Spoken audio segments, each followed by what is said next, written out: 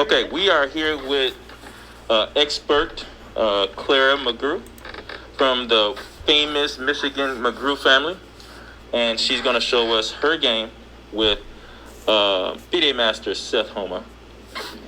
With you had white, right, Clara? Yep. Okay, go ahead. All right. So this game was the C3 Sicilian, and I've had a lot of success with the C3 Sicilian. I actually defeated Christopher Wu one time in the C3 Sicilian. He's 2400. I defeated him at the Super Nationals. So probably the best opening that I should play against, somebody who's high rated like Seth Homa.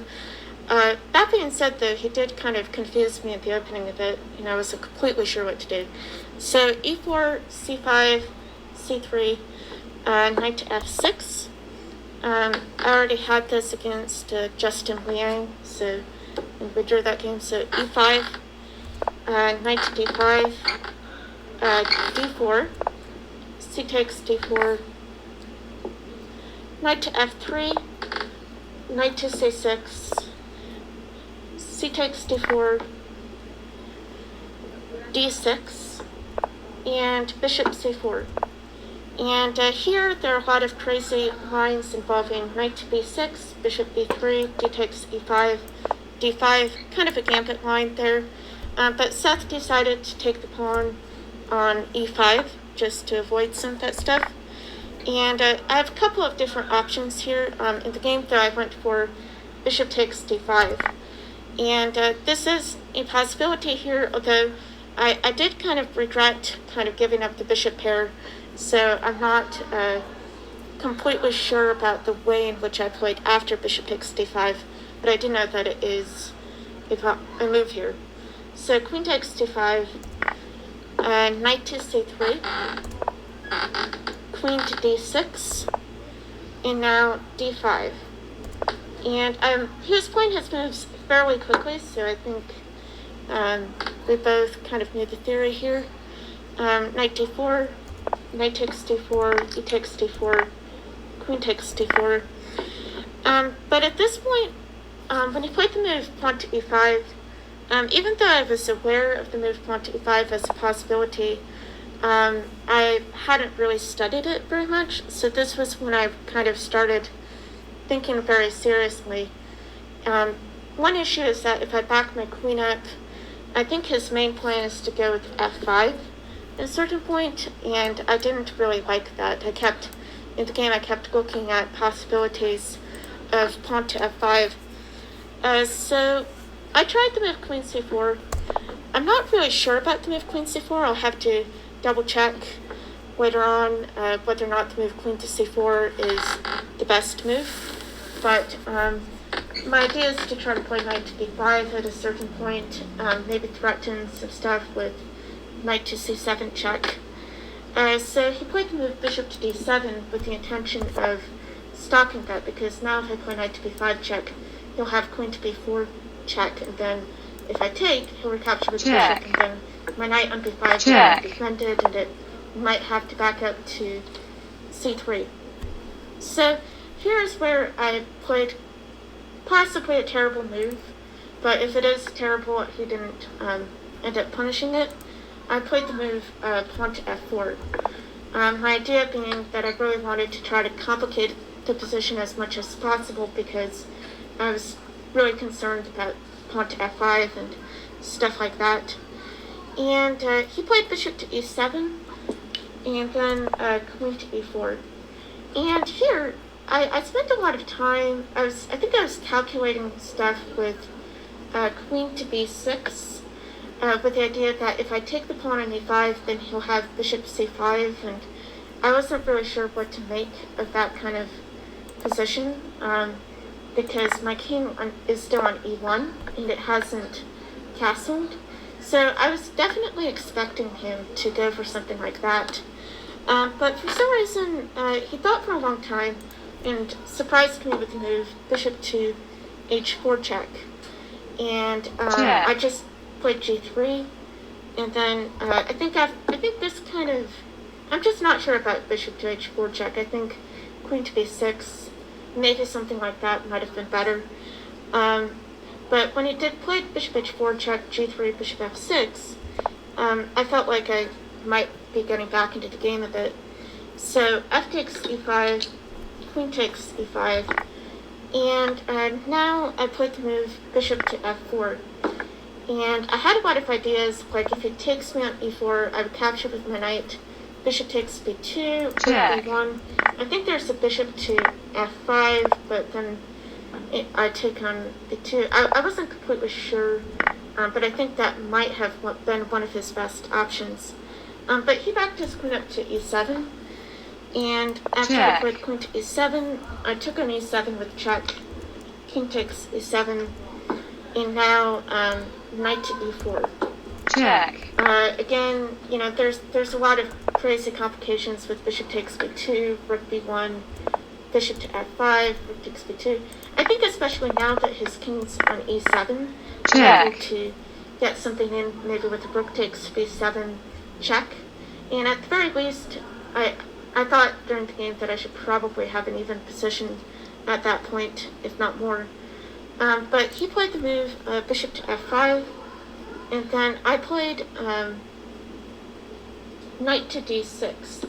I considered taking on f6, and I think that's probably relatively even, but at the same time I was a little bit concerned about my pawn on d5, so I thought maybe getting some activity would be a little bit better. He played bishop to g6, and now I castled. It's kind of funny, so I'm castling on the 22nd move.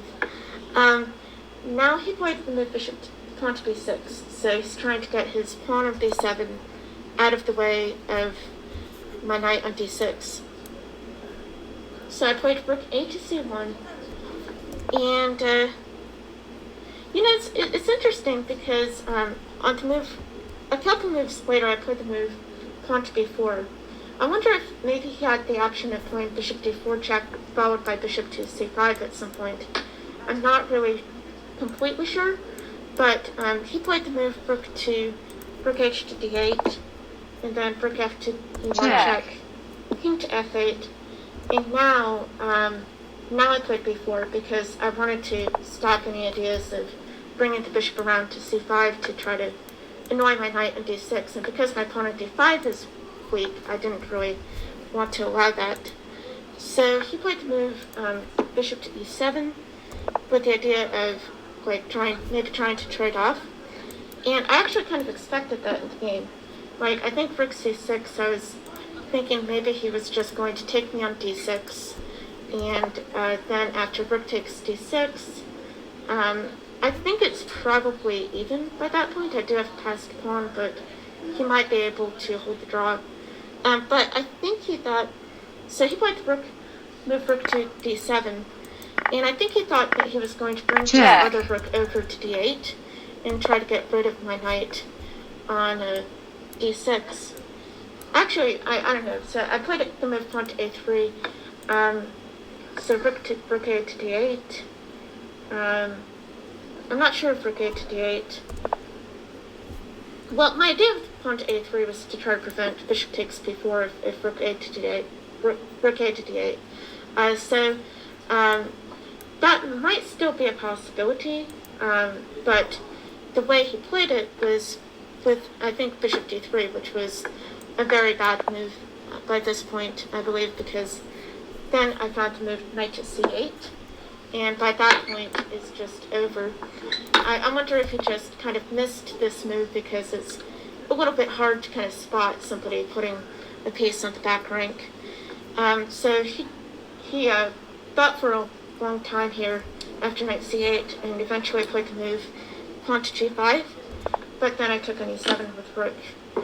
Rook takes e7, bishop to d6, and king to e8. And my pieces are a little bit tangled, but I think that I should probably be able to untangle. I guess maybe, yeah, the problem is, like, I was thinking about bishop to b5, but I think then I have rook to c7, defending the knight on e7. My pieces are a bit clumsy, but I should be able to kind of defend everything.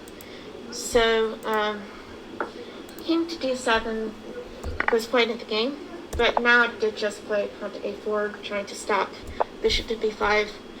And after bishop to e4, b5, he just decided to resign. My bishop on d6 can always back up if need be, and I should be able to just hold everything. So anyway, so that was pretty much the end of the game. Man, wonderful game, Clara. That knight c8, that's a exclam. We're definitely going to make sure you guys have a copy of this on Michigan Chess Association Facebook page. But that was an excellent, great game. Thank you for taking time to talk with us at Michigan Chess Association.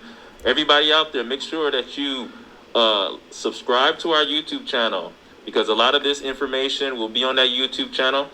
And we thank Claire for joining us for this is what I consider the upset of the tournament. And so this was a wonderful game. And if you need further instruction, guess what? The expert Clara Mcgrew gives lessons too. So Claire, how can they contact you if they want chess lessons?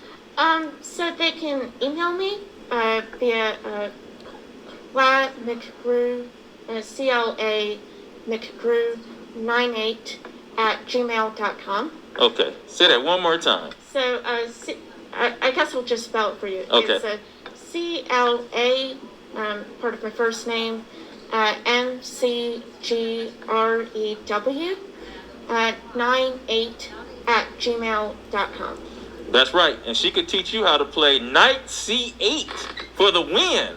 Okay, so what a great game. We really appreciate you joining us at Michigan Chess Association, and we look forward to some of your future tournaments. Thank you.